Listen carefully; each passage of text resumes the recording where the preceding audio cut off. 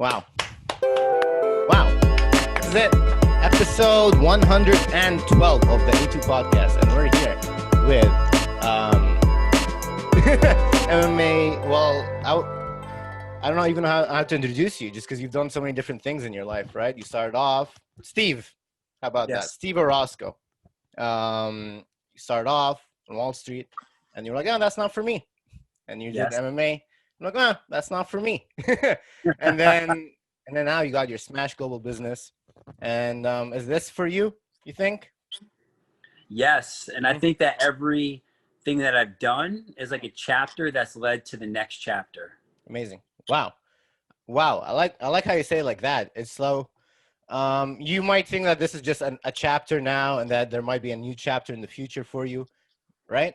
Mm-hmm. Yeah, always. I think, life is so short and there's so many things that we can do with it, right? Mm-hmm. And you should never just be like settled and just stick to one thing. Always try to capitalize on something. So, you go to college, now use that chapter to get your job. Mm-hmm. And then you have your job, it's the next chapter until you find exactly what you want to do. And, with my company, I've just been able to put all my chapters together into one. Wow. Okay, cool. And when do you know it's time for you to like move on from one chapter to the next? Mm-hmm. Yeah, that's a good question. I think you just like for me, when you go to college, when you're 18 years old, how many people at 18 know what they want to do, like truly? You haven't lived long enough and experienced enough things. So now I went to college, I majored in finance. I wanted to work on Wall Street. That was like my dream at the time. I did it, but I didn't love it. It was like I was working for money, and that was enough for me. I'm a very passion-driven person. Wrestling was my life, and wrestling is what makes me happy. When I'm on the wrestling mat, nothing else matters. There's no stress. I don't care about anything. And they came to a point where I said, I want to be a fighter. I want to wrestle again. So I left the industry. I turned pro as a fighter in 2010, and the rest was history. Well, you did fighting for how long? Before you were like, not for me. I moved to California in 2009, and then, which is when I basically started training at some amateur fights, and I stopped in 2015. Amazing. All right, cool. So I want to talk to you a bit about, like, we all have that. I think you said something that's so great that when we're 18, we really have no clue what we're gonna do with the rest of our life, and we all have to make that decision, right? Straight out of high school. And you're told you have to go to college, get a career, and do that. But you're saying something that's really radical in that, hey, I don't know. I'm going to keep learning. And then when I learn something new, I'll be able to shift on my feet and do another career and try something different. So at what point you were in finance, like what was the last period of that like before you were like, I want to like jump right back into fighting? Fully. I hated going to work every day. Wow. But I loved the highlight of my day was after work going to jiu-jitsu practice and training. And that was literally, I got through my day so I could go and grapple. And I knew right then and there that that's what I wanted to do. So in transition, I actually went back to I went to grad school. So I moved from New York to Connecticut because I got recruited by a firm called Barnum Financial Group. So I moved back to Connecticut. I was still in finance. I started not to like what I was doing. So I went back to school. I got my MBA. And once I got my MBA, that kind of gave me the drive to say, I'm done with this industry. And now let me go fight because I can always go back because I have my education to fall back on. And that's exactly what I did. That's pretty smart. Because I know a lot of pro athletes, they get into sports very young and then they have like a short, very successful career. And then after that, there's not, it's usually not that great. They lose all their money or they have other difficulties, like medical injuries, right? And were you afraid of that when you went into MMA? No, not at all because of my education. So I would say it like this. I was really good at all of the sports that I did. I was good at wrestling. I was good at everything, but I was never great where that was my number one and education was number two. So I still had to go to college where education was number one and sports were just for fun. So, you know, a lot of these athletes now, that's all they know. Like they go to college, they get a scholarship, they're playing their sport, and that's it. Education is important to them. And like you said, when you're a professional athlete, your career is very, very short-lived. And again, when you're young, it's even shorter lived. So when I turned pro as a fighter, I was 28 or 29 years old, so a lot wiser. And at that age, I knew I was never going to be the next Conor McGregor, George St. Pierre. I did it because I loved it. And I said, I'm going to fight until I lose one fight. So I went 8-0 as a pro. I went to Australia to fight their number one kid. I lost. And that was my defining moment again. I said, man, I'm 34 years old. I have a 1-year-old at home. I can't do this forever. I had 2 knee surgeries already, shoulder surgery. I said, what can I do next in my life? And it was either open up my own gym or start my own MMA league, which is what I did. You started your own MMA league, Smash, right? Yep. Can you tell us a little bit more about it for those who don't know? Yeah, so I'm a fully licensed, professional, sanctioned MMA league, just like the UFC. Obviously, a smaller scale. I'm not on their level, but I do it different. So for me, coming from a business background first, you know, I knew how important it was to network. I went to black tie events and charity galas, and I knew what that demographic was like. In MMA, they don't have that crowd. MMA is a very bleed, fight kind of crowd. I kind of compare it to NASCAR, whereas boxing is very Formula One because it has centuries of history. Boxing started with people who had money in the first place. MMA kind of came. Wait, it's so fighting, just like regular boxing. Was that why is it like richer people that started with it as opposed to like it's a sport. Yeah, it's more prestigious. Been around for a long time. That's why they call it prize fighting. Whereas MMA didn't start from that feel. It started from there were no rules, there were no sanctions, there were no gloves, there were no weight classes. Guys didn't know they weren't multifaceted. They only knew it was like boxer versus taekwondo and sumo wrestler versus jiu-jitsu. But it's evolved so much so fast that the crowd hasn't evolved with it. It's still a very $25 ticket crowd. You know, the tap out t-shirts, the Bud Lights. Sure. Well, now there's no crowds. Well, now there's no crowds at all, right? And no crowds, and I hate it. So I'm on pause right now, and it drives me crazy. Yeah.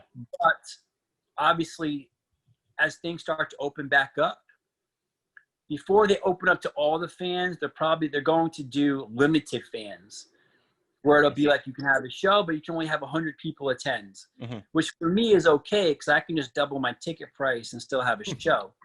Compared to like a UFC or a bigger organization, they can't do that just because my crowd already lends itself to paying that ticket price. I see. Wow. All right. Sounds good. So are you ready working on some fights? Are they lining up soon? When's the next fight? I'm going to make that decision October 1st.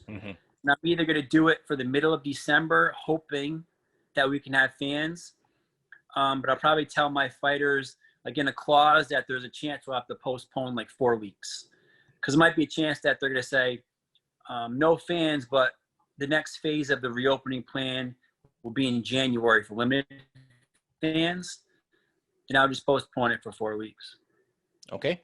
All right. Cool. And and you're making that decision. You said October 1st, based on what are you based on what? Like what factors you're taking in? Yeah, after speaking to the athletic commission and seeing what they say as far as their timeline, because they're my governing body. I can't do anything without them. True. So they'll tell me what it looks like and if the outlook looks good or not. Now I just have to make that executive decision.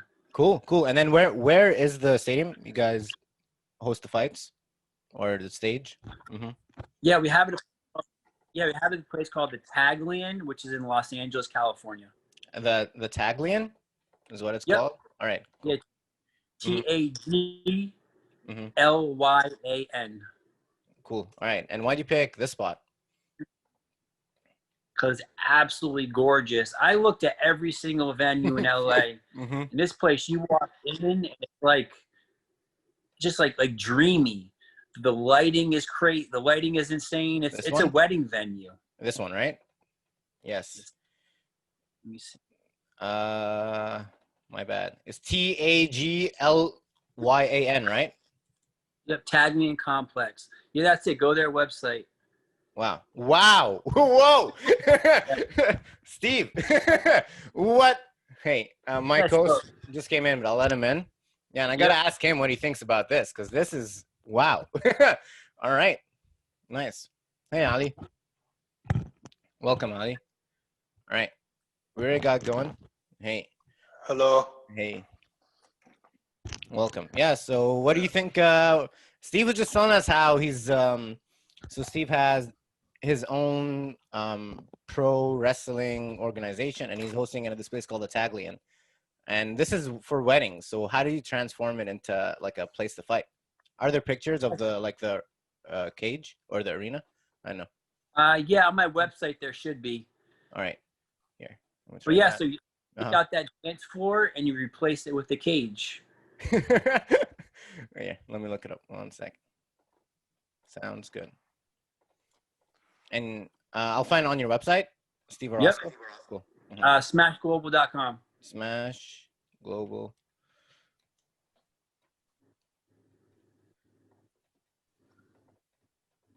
Amazing. Okay, and where do I find it here? Let's see, probably under venue, either venue or about us. Let me see the menu here. Amazing. Look at Steve right there, boss. Amazing. Wow. All right, cool. Whoa. This is like, I see it, like black tie kind of events. People, they have dinners. Are they like eating during the fights, or? Yeah, you're eating while you watch the fight. So it's the same thing as a wedding, but instead of a dance floor, you have a cage. I mean, honestly, I don't think people are going to be able to eat while people are, smashing each other's heads, because usually when you watch people fight in front of you, the adrenaline takes over and you're just like cheering for whoever is fighting. So the last thing you think about is food. Yeah. Because with fight and to understand the medicine of fight is usually your whole body switches from parasympathetic to sympathetic, which is your fight or flight, right? And your digestion slows down. Yeah, your digestion slows down. You're not really hungry, right? Yeah. Yep. Pretty much. So but I imagine, but I imagine it's more like you're eating, and then the event happens, and then all eyes are on the fight, right? Yeah, exactly. Exactly. And the food is absolutely incredible. So usually that's like the favorite part of the night. Everyone's always like, oh my God, the food was amazing. Amazing. Wow. All right. So cool. This is in Los Angeles, yeah? Correct. Right. Okay. Well, yeah. That's people are into weird stuff in LA, so I guess. Can you tell us about how like a night of the fight like goes for the show? So there's a fight tonight, let's say at the cage. Yeah, so it'll start off with the red carpet. So a red carpet from 7 to 8:30, with all the celebrities and all the media in Los Angeles. I mean, everyone from TMZ to the Hollywood Reporter shows up. Then we have, during that time, it's what's the word? It's cocktail hour. So we have past hors d'oeuvres, and obviously it's open bar. And then at 8:30, we open up the ballroom doors, and everyone files into their seat when they find their table. From there, I do 4 to 5 pro fights. So I'll do fight 1, fight 2, fight 3. Then I'll have an intermission where I honor somebody. Every show I honor someone who's made a significant impact in the sport or martial arts. And then I have the co-main event and main event, or just the main event. Now the main event is over, I keep the cage doors open for another 30 minutes while the DJ keeps going, and the spectators can get in the cage and they can dance. They take selfies, obviously, because how often can a spectator actually get into a cage? Wow. Yeah, it's usually the first experience for everybody. Yeah. Well, because that's pretty small and pretty, like, it's pretty intimate. Like, you're right there. You're right there. Buy it. So, Yeah, so yeah. I do 250 to 300 people. Mm-hmm. There's 2 rows of tables. That first row is only 5 feet away from the cage, which is the minimum guy. Mm-hmm. You literally, if you're in like the You're first gonna get chair, some spit or some blood or something. Does that ever happen? it has happened. It has, yeah. That's Someone amazing. spit lands on someone else's like food on the table. No, no, just like in fighting, right? Someone got like whacked or something. That's funny. All Oh, right. you're talking about. Well, Yeah. you're asking that because you don't watch this stuff, but I do. So I want Yeah. to start talking about the fighting because Mhm. I do watch, UFC a lot. No, I Yeah. wouldn't say a lot. I'd say I'm a casual. Like whenever it's on, I just stop what I'm doing and I'm watching. But I don't physically like sit and look for. I'm that kind of watcher. So Okay. I want to get your opinion on like some fights and previous fights that have been happening that are very, very controversial. Obviously, I'm going to start with the Conor versus Khabib Nurmagomedov. Yes. Eagle of what was it? I forgot what it was. The Eagle of not Uzbekistan because that's a country. Dagestan. The Eagle of Dagestan. That's Oh it, yeah. right? Guy, the bear fighter. Yeah, pretty much. So he won fair and square. He dominated throughout, like from the first round all the way to, I would say, from the end of the second round throughout the whole fight. But he did show a lack of sportsmanship, I will admit, when he crawled over the cage and he ego kicked Connor's trainer, who was, I think it was, what was his name? Connor's trainer, Dylan. Dylan Dennis. Yes. Dylan Dan, jiu-jitsu coach. Pretty much. So he like, what do you think about that? So why, like, is it understandable, or like what he did was completely wrong, or how what's your take on the whole situation? I'm a very sportsman, like Budo code kind of person. Mm-hmm. So, always respect your opponent, Mm-hmm.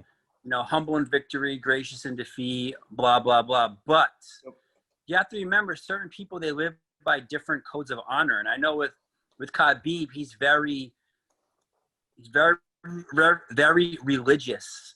And attacking his father the way Conor did is a whole nother level. And attacking the Muslim community is a whole nother level than just the fight itself. Because Khabib looks at fighting much different than the normal person. Like So how do you think Khabib looks at it? He looks at it from an honor. It's not about money. It's about honor. So you must always show respect. And the fact that Conor disrespected him and his family and his religion and called them all terrorists, that's on a whole nother level and I wouldn't understand it because that's not my culture. But I'm willing to accept it, no problem. Mm-hmm. Interesting. That's interesting. So you think it's justified, although it's unsportsmanlike, you think it's justified? Well, interesting, because like I don't think it's justified. I think he should have just turned the other cheek. That's interesting. Yeah, trash talking. Because like even like I'm Muslim, Ali is Muslim as well. Like I understand the culture, and I would even dare say maybe just a bit better than he does, right? Because obviously the way he did behave that night, like he got the win, he destroyed Conor. He didn't just, it wasn't like, oh, you got lucky getting your hand under there. He destroyed him. Did you see him when he was like over him? He's like, you want to talk? Let's talk now. Because he opens his mouth, Conor's like, he just smashed it. Let's talk now. He destroyed him. And I think that was enough. And like, he shouldn't have jumped, honestly. What about John Bone Jones versus Daniel Cormier? That was a fight. Yeah, it was. That was a fight, dude. And think about Daniel Cormier. I think he's like probably the best heavyweight, but John Jones just has his number. Styles make fights, and I don't think Daniel Cormier can ever beat him. Just the style. But okay, it's interesting you say, but like if we consider the weight, like the actual like physical of Daniel Cormier, he's not this ripped, person. He's actually like, which is amazing for overweight people. Like that's just crazy that you can last toe to toe with John Jones while being severely like overweight compared to your enemy, because John Jones is very skinny when you look at him. and his height is a huge advantage. Well, I shouldn't be telling you this because you obviously know this, right? But like I don't know why I'm explaining it to you, but like you know what I mean. Like wow, like it's amazing to see him. You also have to remember, like Cormier is an Olympic level wrestler.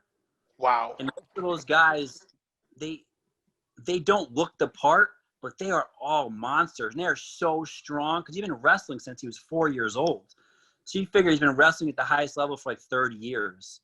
So his power is crazy. That's just his genetics.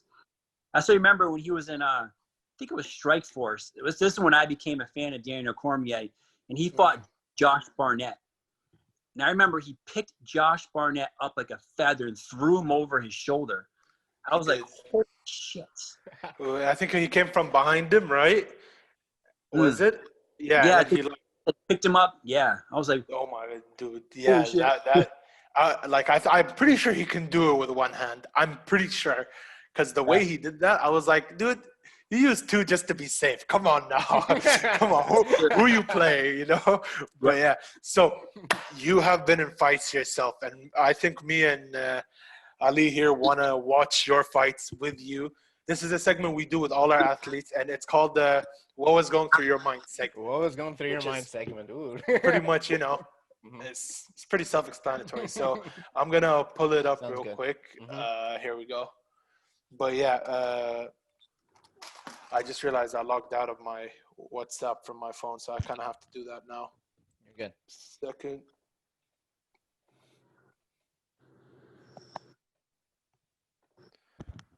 And then we just do that. Perfect. All right, here we go. So this was your fight. It was against, I think it was, Steve Orosco. I'm not sure if I said his name right, but here we go. So the whole 5 minutes, right? I think, is this the highlight or is this the full thing, Ali?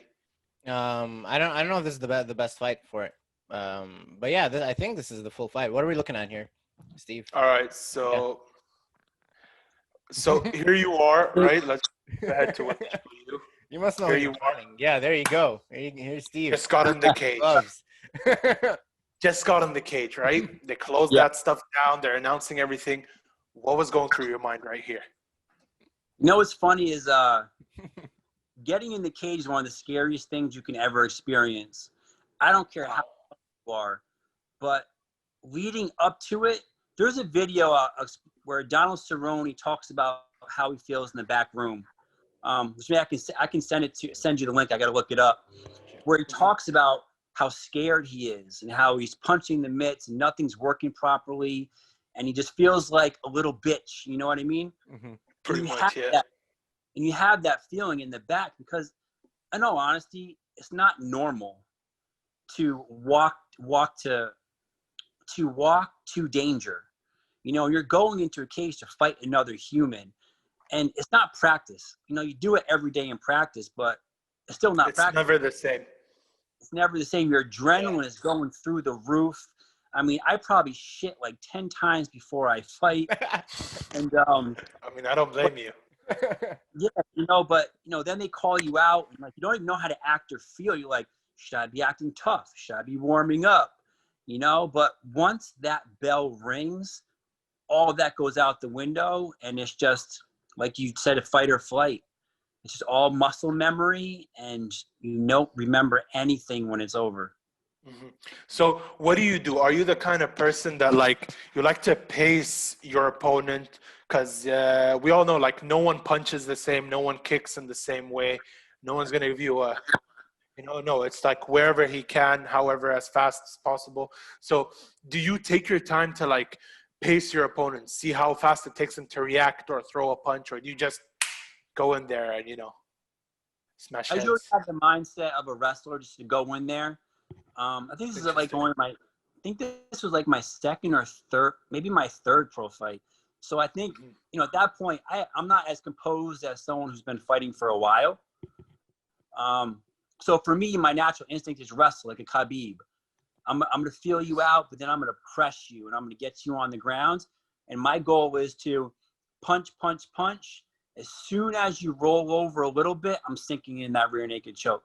Ooh. Is it? So now, I want to know this. Yeah, Sorry, yeah, go ahead.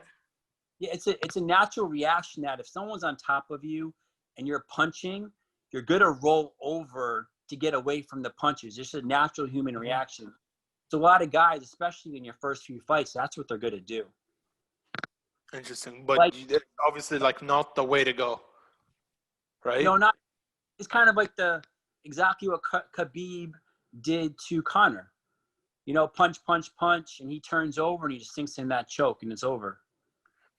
Now, is it easy? Because when I see you guys, you slip in that like choke, like you do it so smoothly, like it's to the point where it kind of looks planned, you know, and not planned as in like you guys are in, you know, like coordination with each other, like planned, like you already thought you were looking for a rear naked choke during your fight.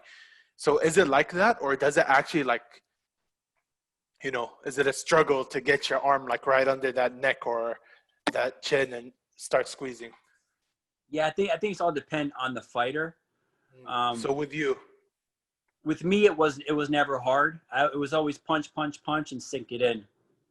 But I was always looking for that. I was always looking for the rear naked choke. It was always in the back of my head. Wow. All right, cool. So here you're pacing around, right? You say you're scared. You don't look it, dude. You got a strong poker face, man. All right. 1 win, no loss. So this is your second. Okay. Your second fight. Yep. Our guy. Our guy. All right.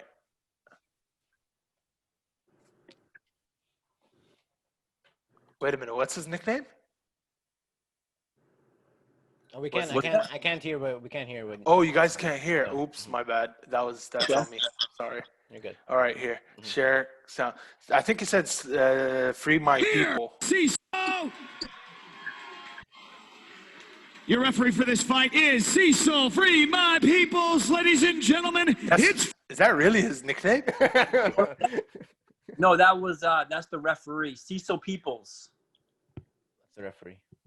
I see. Oh, I guess I'm pretty sure I heard. Your referee for this fight is Cecil. Free my peoples. There you go. Cecil, free my people. Yeah, the referee That's had his referee. Oh, okay. Gentlemen, it's fight time. All right. Here we go. And there you go. And now it happens, right? And obviously at this point you were looking at your opponent, and what was going through your mind as soon as you made eye contact? time to go. Time to go. Obviously here, I think. There we go. Wow. All right. Now, usually whenever someone throws the first punch, and usually that's me, I'm always the guy to throw the first punch, even in like back in school and fights. I love the surprise on my opponent's face. They're just like, you know, that surprise that's like, dude, you hit hard, you know? So did you see that in him? I've always wanted to know if like fighters see that in their opponents. Like as soon as you land your first strike on them, that facial surprise, you know, like just it's funny because that first punch, if you ever noticed, even in general, that first exchange between two fighters is the scariest exchange, where so many fights end because you're not ready to take a hit like that yet. A lot of times you need to get hit a couple of times to really know you're in a fight. And that's why a lot of times you see some guys get knocked out in the first 30 seconds because Jose Aldo, he was like this amazing jiu-jitsuist, and as soon as that left hook landed, and there he goes, drops to the floor. Yeah. So yeah, that's very true. Yeah, I can see it. Here we go. Oh, did he touch you there? No, I don't think so.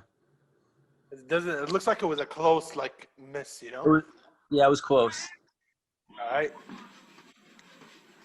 Okay, so why do you do this right here? To feel you out. Oh, is that what it is? I thought it was just like okay, I'm about to grab or something, you know? But like I see a lot of fighters, they do that. Yeah, always. Like they either do this, right? They put one hand out, or they do this, both hands, which is very like, I never understood why people did that. So here you tried to go for the single leg takedown. And wow, I mean, this guy's putting up And there we go. You got him down. Boom. Right. What was going through your mind right here? Oh man, look, I want the mount. If he wasn't against the cage, I would have mounted him for sure. So you wanted to go from a half guard to a full mount, like a posture of full mount. I want to be in full mount. Like right now, I was pressing up against the cage. Like you see, if my left leg is under his, because I'm getting ready to, I'm placing underneath him to press as hard as I can, so he's trapped. So it's like right here, if you can see my mouse, like you're trying to put your leg right here, basically. Yep. Is that what you're saying? Yep. Because now he can't even turn in. He can't turn in. I see. Okay, let's keep watching. So you're at half guard.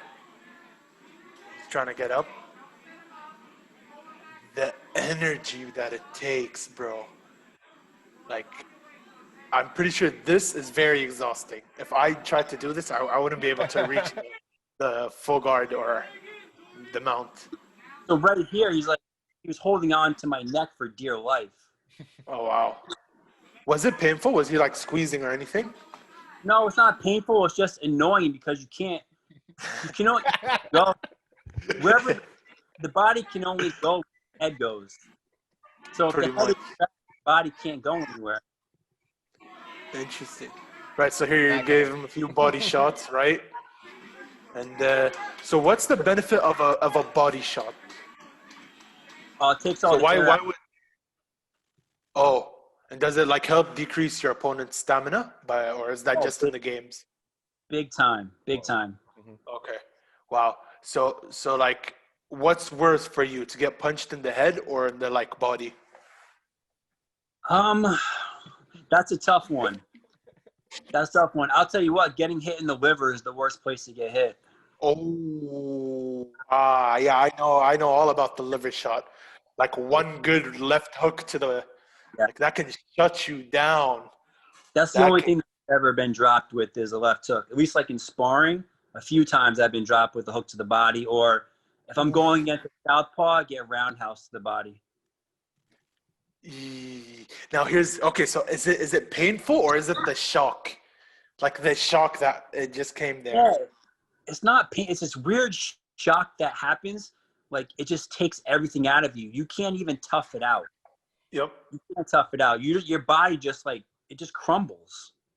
What about like, did you ever take one to the kidney? Kidney, no. I don't think you're not allowed to punch in the kidney. Thank God. Yeah, because that one that can be fatal. Like if with the right amount of force, yes, that can be fatal. Especially the spleen. The spleen is the most dangerous because if I punch you with enough force to the spleen, I can cause internal bleeding and you would die. Like there's no getting out of it. So that's one of the most dangerous stuff. So you try to kick there. Wait, what's wrong with him? What happened there? Kicked him in the leg, his knee. Oh, so it was inside leg kick. Interesting. And his knee got fucked up and fight was over. And then you went right here, pow. Wait, did you like move the patella away or what happened? I'm sure. I do know he had a knee injury and he had to go to the hospital. Oh. Oof. Yikes. Anybody got a nut club? And they counted it as a knockout, yeah? Not a medical like stop or anything like that. Nope. Yeah, it was TKO. Right. It was a TKO. Interesting. And like, what were you thinking when you went back to your corner? Were you like, yeah, so again, I'm the kind of guy, like when I fight someone, I'm fighting because I just want to win. I'm not fighting to hurt anyone or injure somebody. Yeah. I just love the competition. Like when they say UFC, I always think of it as the ultimate form of competition. And just like wrestling. So I go in there just wanting to win like it's human chess. Not ever injure a person. Wow. I mean, technically we can't avoid that. I mean, the nature of the sport calls for you to knock someone out cold, and that takes force.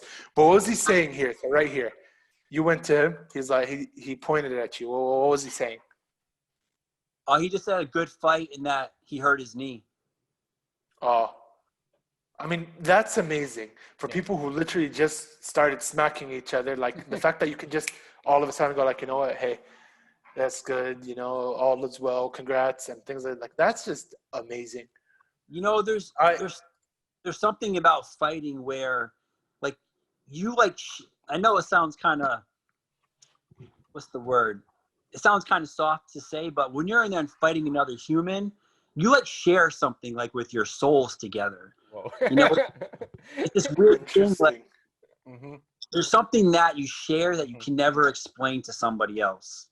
You know, because you've both been training for like 8 weeks, been visualizing each other, training for each other. Then you get in there and fight each other. So you automatically have each other's respect, regardless of how much trash talking there was beforehand. Then once that fight is over, it's like, man, like you really earned my respect, win or lose. And there's like I said, there's something you share together. Interesting. One thing it's that like go ahead. I never had the experience of having a 3-round war, like for 15 minutes. So that's on a whole nother level. And I always wish I had something like that. You know, I've had that in sparring, but I've never had that in a fight. And that's, you're really sharing each other's soul because you're going to literally the brink with each other.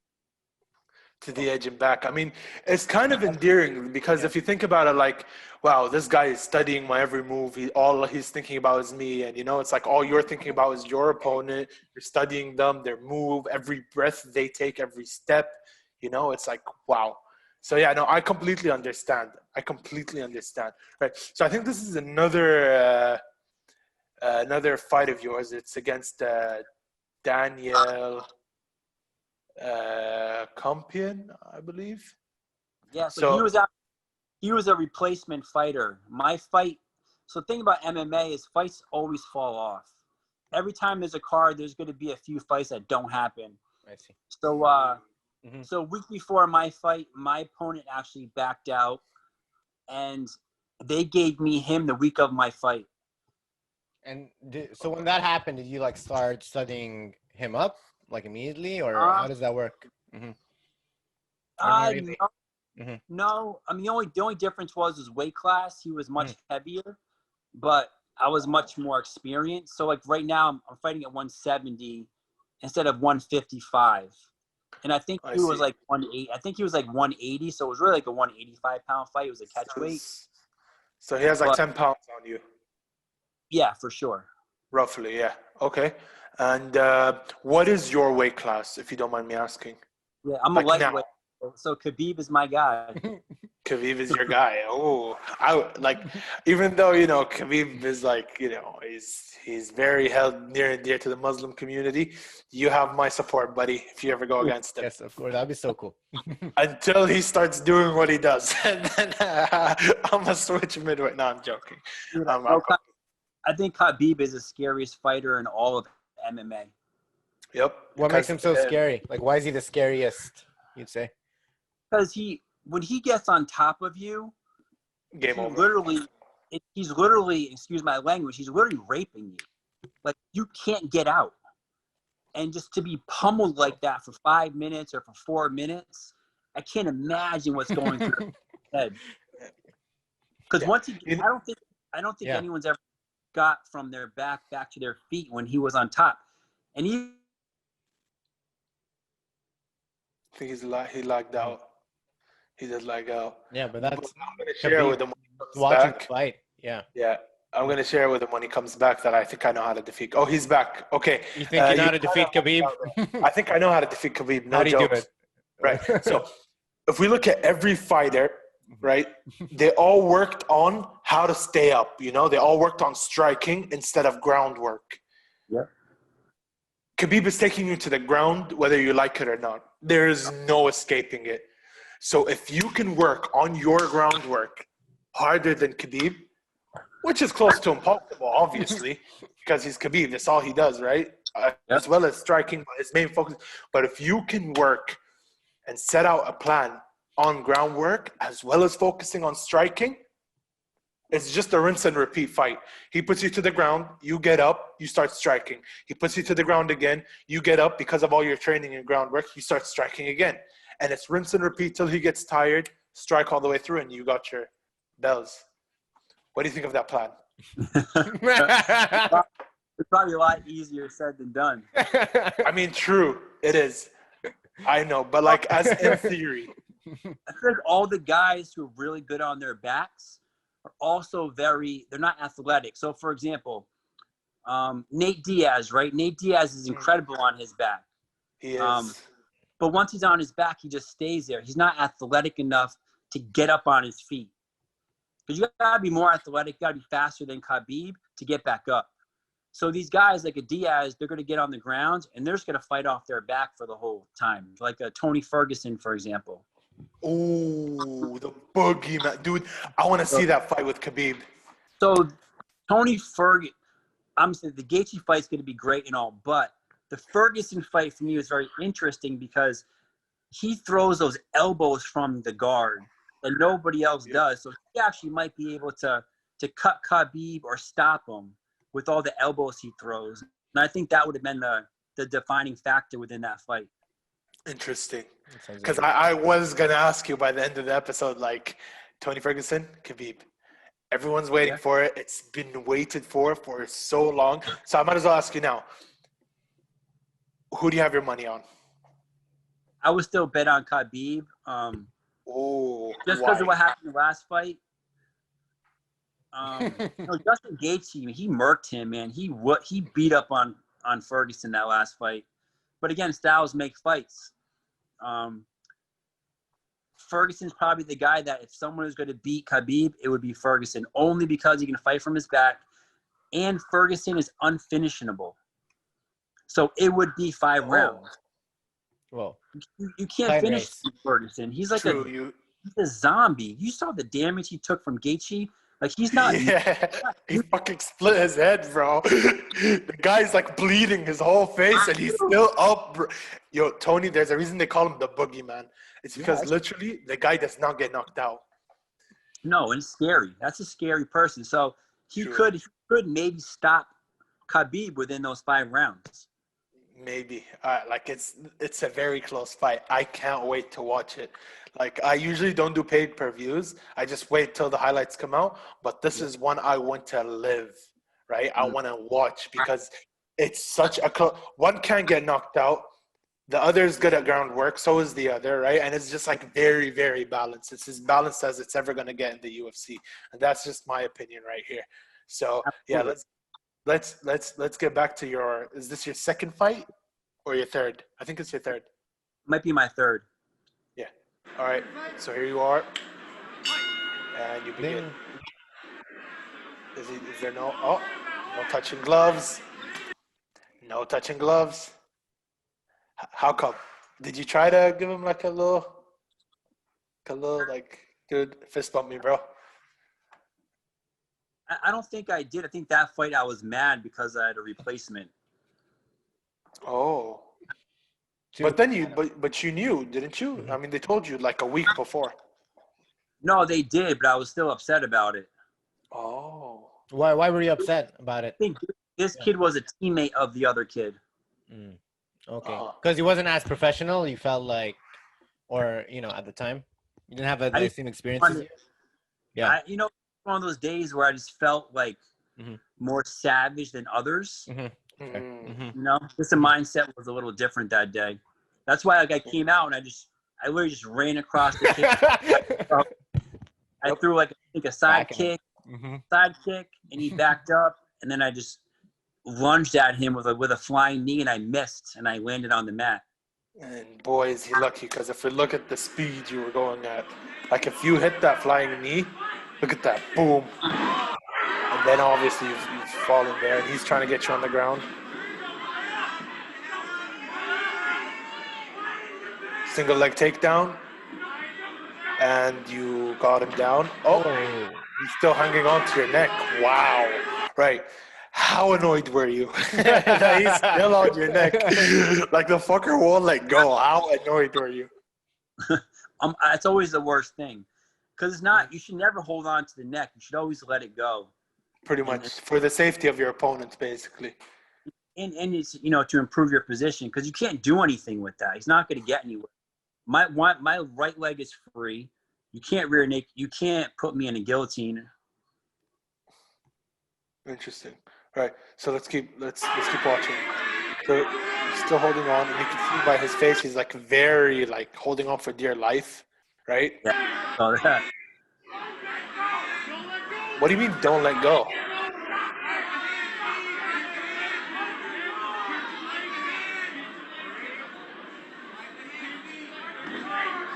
Oh, and you've escaped. Right. I know. You don't have to tell me. I know what was going through your mind. Bitch, keeps holding up. Right when he turned, it was over. He turned the wrong way. Pretty much. And now you're going to, backside mount, and you went into that neck choke. Standing neck choke. Oh, go to sleep. Oh. I know it's wrong of me to say, but I kind of wish he slept there. Like, that would have been cool to see. It's me, but come on. Even you're probably like, oh, I wish I put him to sleep, bro. Yeah. I wish he didn't tap. Because that would be amazing. You're just like, and good night. And he just collapses to the ground. But yeah, that was your third fight. And killer instincts. I think that's what makes or breaks a fight. Yes, I agree with you. Killer instincts. True, sportsmanship is important, but as soon as that bell goes, if you have the ability to switch from sportsman-like behavior to killer instincts, that's it. I think let's mention Conor a few times. Conor was a master at that. He was the guy that could sell a fight and trash talk, but when that fight was over, whether he won or lost, he was so gracious and so humble every single time. It's almost like that was the real Conor. Wow. Interesting you say. Interesting, because I don't think I disagree with you, honestly. You think I feel like I feel like talk? He does all the time. Like at one point he like took the I don't know what it's called in English. It's the thing he used. Oh, when he threw on the bus, you mean? Oh yeah. The dolly, yes. Dolly. When, like you can talk all you like, but as soon as you do something as stupid as that, like that's it. Lines crossed. You could have hurt people in the bus. Could have caused like some lacerations because of the glass. Whatever it is, right? No, you need to know your limits in shit talking. I'm not saying you shouldn't shit talk. That just makes the fight more interesting. But know your limits. Agreed. Like, know your limits. Okay, I'm just gonna talk shit here when I'm in the gym. I'm professional. If I see him on the streets, I'm professional. But it's like if there's a camera and like I'm in front of people and it's a conference, shit talk all you want. I don't care. But like that's the issue. Now, Conor, win or lose, I don't think he's humble and great and he's so gracious because he is gracious. I feel like he either pities his opponents or if he lost, he pities himself. And that's why he acts all humble or gracious, just by like out of normal human psychology. Yeah, like out of pity for either himself if he's lost or to whoever he pretty much destroyed. Except for Jose Aldo, bro. He's like, Dana, 60 G's, baby. That's the real Conor. Like, that's the biggest proof, So, yeah, that's what I think about the whole Conor McGregor. But out of all these people, who's your favorite fighter? My favorite fighter is Khabib. Khabib? Yeah. You know something? I am always very fascinated with any athlete or any fighter in general that you know exactly what they're going to do and you can't stop them. So Khabib, you can't stop him on top. George St. Pierre, you can't stop his takedown. We know he's going to take you down. Yep. Floyd Mayweather, for example, you know what he's going to do defensively. Why can't you beat him? He's just going to defense. Beat up his shoulder, do something. But Floyd always adjusts and always whoops your ass. Like, it's true. It's crazy. So, and you already know what they're going to do. What? But except against Pacquiao, you got to admit, like, he was very, like, how do I say it? What's really good about Floyd is as much as his defensive is always on point, you can never catch him in a corner. No, he's so... Never. He has that, like, sixth sense of, okay, that's the corner right there. This guy's trying to back me up. He either goes to the left or he moves to the right, and he's out of that corner.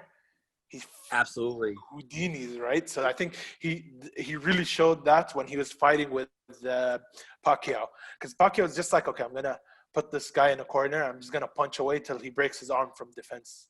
You know, Agree. which did that ever happen? By the way, does anyone ever, from how much they've been blocking, break an arm or just can't continue to fight? No, I don't think so. It might have happened. Let me think. In boxing, I don't think so. In Muay Thai, for sure, from kicks, but not from punches. Interesting. Right.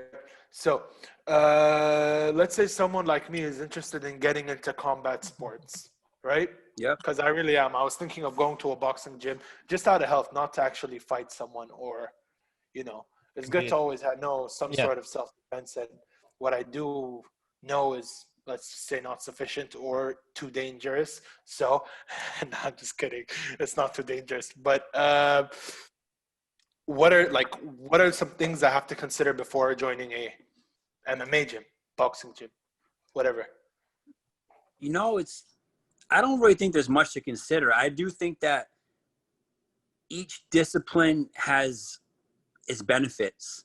I think it's important for people to be comfortable with throwing punches and be really comfortable with taking a punch. It's different. If you're going to take cardio boxing classes, it's just cardio, but getting into a ring and sparring, even if it's very, very light, to get used to seeing punches come at you. Because 99% of people have never even seen a punch come at them. Anybody can just throw a haymaker. But what happens when a punch comes? Most people are going to be like Brock Lesnar. Brock Lesnar in his fight, he's like this. And he's like scared. He's trying to get away from it. So being comfortable with the punches is really important. I think jiu-jitsu is the most important thing to learn. Everyone should fight off their back. And then I think I've classes, but Krav Maga is really deep. Yeah. It's very what? I'm sorry, you were kind of lagging there. Oh, sorry. It's good for self-defense, but to strike and leave. Ooh, what about wing chun? Yeah, like someone attacks you, it's kind of like I block, I throw this punch to this area, and I'm gone. And that's kind of the best. That's kind of the best way, I guess, if you ever are in a fight in real life, right? You just want to take the blow, for me, and escape. I don't even want to fight in the street. It's too scary now to fight in a street without a referee because half the people have a gun, they have a knife. Like, what if someone attacks me and I shoot a double leg takedown and I'm on top of them and mount and they pull a knife out of their pocket and stab me? I mean, you can't back out. You're pretty much on the guy. Yeah. It's scary out there, man. It is. I think, well, here's my message to all the kids, even though there aren't any kids watching it because we age restrict these videos. But if you happen to bypass all that YouTube security shit, which you probably do because I used to do it all the time. We all do. Regardless, the best way to win a fight is to not get in one in the first place. Let's just say that, because there are many times where the advantages were literally on my side. I'm tall, I'm heavy, right? And even in university, there are many times where I almost got into the fight, into like a big ass fight, like fists were going to be thrown and I just walk away. Why? Because the best way to win fights is to not fight at all. Absolutely. Which, like, I think is something everyone really needs to understand. Because just like Mike Tyson said, or was it Muhammad Ali who said, you all have plans until you get punched in the face. Like, everyone has a plan. Think, okay, he's going to punch me. I'm going to move left. And as soon as that punch lands, you're just like, shit, what am I going to do now? There's no time to run. Even as a professional fighter in the cage, you have your game plan of what you're going to do. And all of a sudden, that first exchange, that whole plan gets thrown out the window. Yep. I believe this because you see them like trained. You see I'm a person who, if I'm invested in a fight, I watch every video there is on a fight. They're training, like random paparazzi just going in with a camera and filming everything. I study both fighters very well before I decide. Like, I'm very good at knowing who's gonna win before a fight. I'm very good at predicting. So you think Ferguson, Khabib, who's gonna win? honestly, this is the only one I can't answer because they are like, it's a lot of, okay, well, he has this, but he also has this, Yeah. and he has this, you know. So it's a very, like, I would not bet on that match. Straight up. Styles make fights. Styles make fights. Okay, but like, it takes one clean punch to the chin, and style, effort, all that Training, shit flies all out that. the window. You know, like, we'll go back to Jose Aldo and McGregor. Who had more style? Aldo. Aldo had. The guy does jiu-jitsu. Full stop. The best in Brazil, which is where jiu-jitsu was further advanced. Still got like clean punch to the chin. Out. There you go. So it's very hard to decide. Like with Khabib, I knew Khabib was gonna win. Literally, all I was looking for in that fight was I was waiting for Khabib to mount him. As soon as he did, and he got on top and he flipped his hand, I was like, that's it. See, I was right. And I told my friends who were watching with me, it's like, remember a few weeks ago what I told you? Who was gonna win? They're like, yeah, fine, you were right. But like, literally, I'm the kind of person who studies the fighters.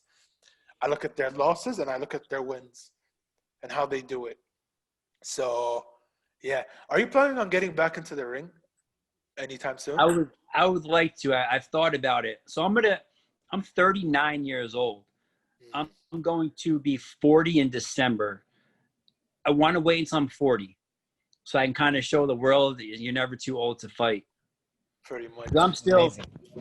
I still train with these guys. I'm still in incredible shape. So I can still get back in there. It's just a matter of me getting back in there. Bro, if you ever do a fight like Dubai or Saudi Arabia, I'm definitely coming. Like, I want to see you fight like live, you know? Or I really want to watch you fight because like it would be amazing just to see you get that W because that's what you do. You get my man. Yeah, there we go. All right. So is Smash streamed or is it just a local event? Like, are there cameras there recording the event? Yeah, we have cameras. I mean, I usually will release the film like after, so like, you know, recorded. But I haven't done any live streaming yet. All right, cool. Interesting. Well, my advice is don't go to the fight networks, even though they do pull huge cash. I would say do it on like YouTube or Twitch, right? Because this YouTube and Twitch is the future platform. It's like the future of TV in general. Like, obviously, I'm pretty sure you've heard of the Logan Paul KSI fight. Of course. Yeah. So that pulled in almost equivalent to the Pacquiao and Floyd Mayweather. Roughly, it was like almost there in terms of just the viewership. Yeah, it's just the streams, right? And it's only getting more. It's only increasing with time. So honestly, I think you should heavily consider doing it on YouTube and on Netflix. So we have reached our time stamp. Okay. And, Thank you, Steve. I really enjoyed it. Honestly.